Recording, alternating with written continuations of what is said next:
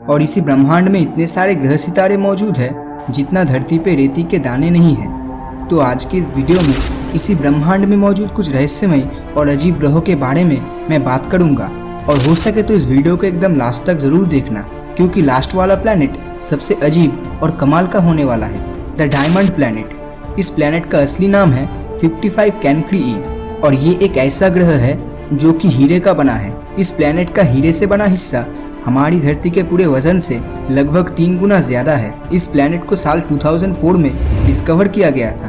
वैज्ञानिकों का कहना है इस प्लैनेट का 1/3 हिस्सा सॉलिड हीरे से बना हो सकता है। जैसा कि हम जानते हैं कि डायमंड कार्बन से बनता है, तो उसी तरह इस ग्रह का ज्यादातर हिस्सा कार्बन का बना है। वैज्ञानिकों ने अनुमान किया है कि इस प्लैनेट के कोर में मौजूद कार्बन के ऊपर बहुत ज्यादा प्रेशर पड़ने की वजह से ये कार्बन डायमंड में कन्वर्ट हो गया है। ये प्लैनेट स्टार 55 कैनक्री ए के काफी करीब मौजूद है, जिस वजह से इसका टेम्परेचर लगभग 1700 डिग्री सेल्सियस के करीब है। डायमंड से भरा होने के कारण पैसों के मामले में इस ग्रह की कीमत लगभग 27 नॉर्निलियन डॉलर्स की इक्वल है, और ये हमारे पूरे धरती के जीडीपी से 385 क्वाड्रिलियन गुना ज्यादा है।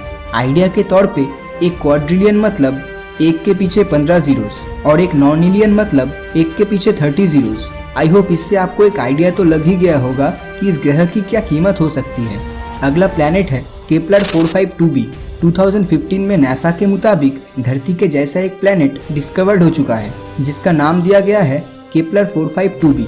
जैसे हमारी धरती का अपना खुद का सूरज है, उसी तरह केपलर 452b का भी अपना सूरज है, जिसका नाम है G2। हैरान कर देने वाली बात यह है कि धरती से सूरज की दूरी जितनी है, केपलर 452b के साथ उसके सूरज की दूरी भी लगभग उतनी ही है, और यहाँ का एटमॉस्फेरिक कंडीशन भी लगभग हमारी धरती के जैसा ही है।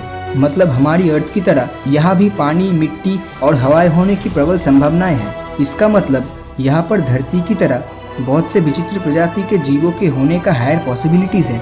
पृथ्वी के साथ इतनी सिमिलरिटीज होने के कारण इसे अर्थ 2.0 भी कहा जाता है।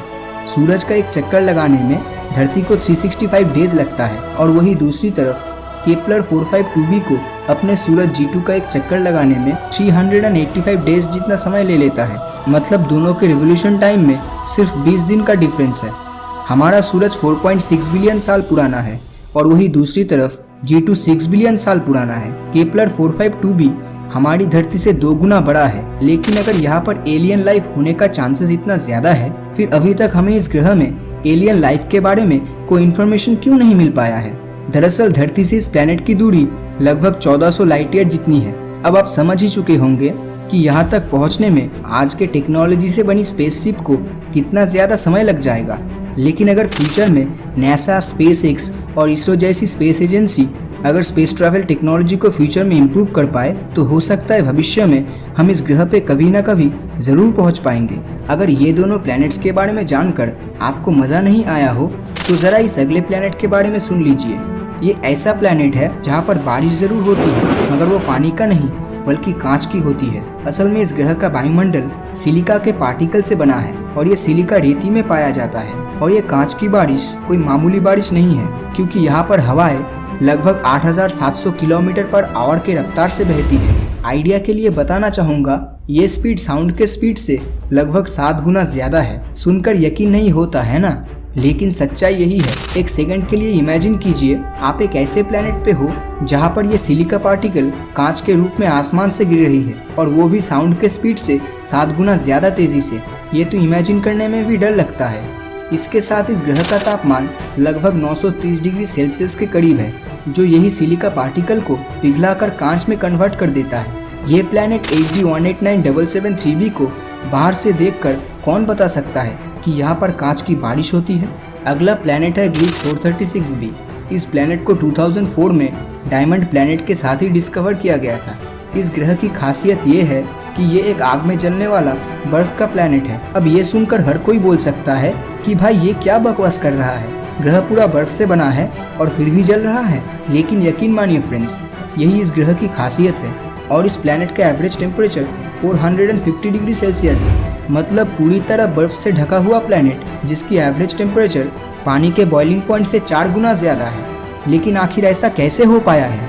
असल में इस प्लैनेट का ग्रेविटेशनल फोर्स इतना ज़्यादा है कि अगर हाई टेम्परेचर की वजह से बर्फ़ पिघलकर गैस में कन्वर्ट हो भी जाता है तो वो ऊपर आसमान में जाने की वजह वो ग्रेविटेशनल फोर्स की वजह से सीधा प्लैनेट के अंदर चला जाता है और यही गैस फिर से बर्फ़ बन जाती है और यही रोटेशन प्रोसेस चलता रहता है और इसी आकर्षण बल के कारण ये एक नॉर्मल ग्रह की तरह भाप में बदल के बारिश भी नहीं ला पाता। इस प्लैनेट का आकार हमारे सोलर सिस्टम में मौजूद नेपच्यून के बराबर है और अपने सूरज का एक चक्कर लगाने में सिर्फ 2 दिन 15 घंटे का समय लेता है। मतलब यहाँ का 1 साल धरती के लगभग 2.5 दिन में ही खत्म हो जाता है। तो अभी तक मैंने जितने भी प्लैनेट्स के बारे में बताया वो सब हमारी धरती से बहुत ज़्यादा दूर मौजूद है, लेकिन लास्ट वाला प्लैनेट हमारे सोलर सिस्टम में ही मौजूद है जिसका नाम है टाइटन, जो कि सैटर्न यानी शनि ग्रह का चांद है। जैसे धरती का अपना नेचुरल सैटेलाइट मून है, ठीक उसी तरह सैटर्न का भी अपना मून है जिसे टाइटन कहते हैं। लेकिन इसमें आखिर ऐसी क्या खास बात है? टाइटन का एटमॉस्फेयर इतना डेंस है कि ईयर 2005 से पहले हमें ये पता भी नहीं था कि इसके भीतर की सतह पे क्या क्या मौजूद है। तो 2005 के बाद वैज्ञानिक टाइटन के भीतर की सतह के बारे में जान पाने में सक्षम हुए थे, जो कि कुछ इस तरह दिखता है। ये एक ऐसी जगह है जहाँ पर एटमॉस्फेयर के साथ साथ नदियाँ और झील भी मौजूद है। यहाँ तक टाइटन पर धरती की तरह ही बारिश होती है, लेकिन यहाँ का टेम्परेचर -179 डिग्री सेल्सियस जितना है। इसी वजह से यहाँ पर पानी भी छूने पर बिल्कुल एक चट्टान के जैसा महसूस हो सकता है और यहाँ पर natural gas methane gaseous condition में नहीं बल्कि लिक्विड स्टेट में रहता है। तो अब तक जो रिवर, क्लाउड्स और लेक्स की बात कर रहा था वो असल में पानी का नहीं बल्कि मीथेन गैस का बना है। अब तक टाइटन ग्रह के सिर्फ 20% रीजन के बारे में ही साइंटिस्ट जान पाए हैं, लेकिन सिर्फ उसी 20% रीजन में इतना ज़्यादा नेचुरल गैस मौजूद है जो हमारी पूरी धरती में मौजूद नेचुरल गैस और तेल से 100 गुना ज़्यादा है। जिस तरह हमारी धरती पर नेचुरल रिसोर्सेज की कमी दिखाई दे रही है, उस हिसाब से भविष्य में टाइटन ग्रह पर स्पेस मिशन करना इंसानी सभ्यता के लिए बहुत ही फायदेमंद हो सकता है।